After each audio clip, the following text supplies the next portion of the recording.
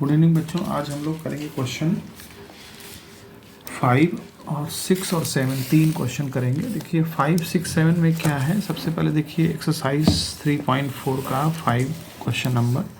A body acted upon by a force 50 newton is displaced through a distance 10 metre in the direction making angle 60 degree with the force find the work done. दूसरा question है particle moves from the position 3i + 2j - 6k to 14i + 13j + 9k due to uniform force इतना, और इसको कहता है work done find करिए। फिर next है कि दो वेक्टर a और b हैं, अगर sum a + b is perpendicular to difference a - b, तो हमें a और b का रेशियो फाइंड करना है। तो देखिए समझिए इसको, हमने पहले से कुछ डिटेल लिख ली है क्वेश्चंस की, और इसमें देखें सबसे पहले हमें दिया गया है फोर्स 50 न्यूटन जो कि किसी बॉडी को 60 डिग्री के एंगल से डिस्प्लेस कर रहा है। मान लीजिए ये डिस्प्लेसमेंट यहाँ तक हुआ, तो हमें वर्क डन कैसे पता करते हैं, F.D। अब F.D को हम जब ब्रेक करेंगे तो FD cos थीटा हो जाएगा, जिसमें F 50 है और D डिस्प्लेसमेंट 10 है और cos 60। अब cos 60 की वैल्यू हमने ले ली है 1/2।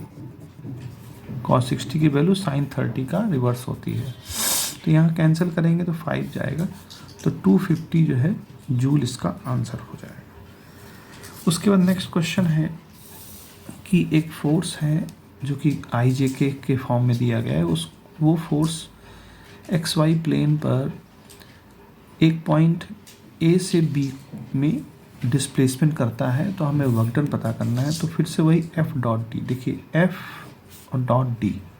अब D में क्या है कि A से B, तो हम क्या करेंगे, B से A माइनस करेंगे। डिस्प्लेसमेंट, एक्चुअल डिस्प्लेसमेंट मान लीजिए ये कुछ इस तरह रहा है A और यहाँ B, AB है, तो यहाँ जो डिस्प्लेसमेंट है D1 है और ये D2 है, तो नेट डिस्प्लेसमेंट कितना होगा, D2 - D1। यहाँ तो D2 - D, यानी कि ये वाला माइनस ये वाला।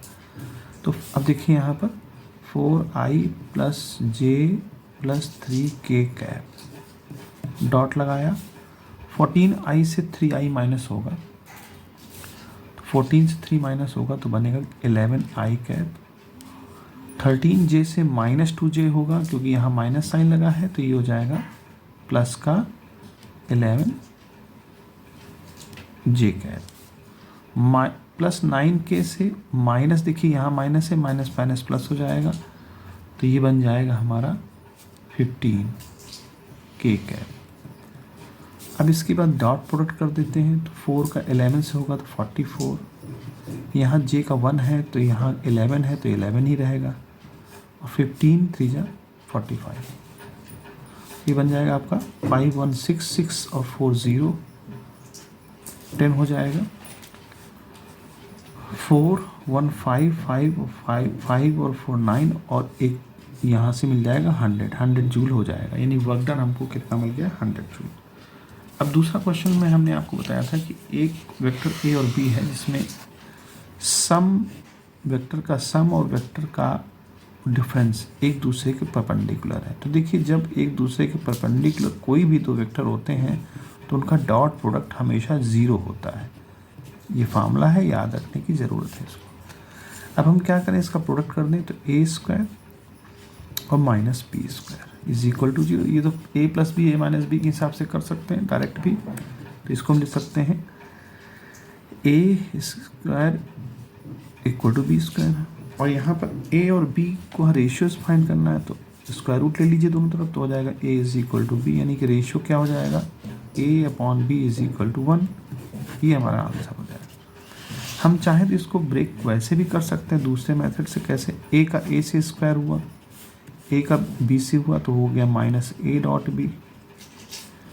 फिर b का a से करेंगे हम, तो प्लस में b.a, ऐसे भी कर सकते हैं, और b का b से होगा तो -b² = 0। अब ये देखिए ये दोनों कैंसिल हो जाएंगे, एक प्लस में एक माइनस में है, और a.b को हम b.a लिख सकते हैं, कोई प्रॉब्लम नहीं। तो अब बस वैसे भी आंसर आ जाएगा। तो इस तरह से इस क्वेश्चन को सॉल्व करेंगे। गुड बाय बच्चों।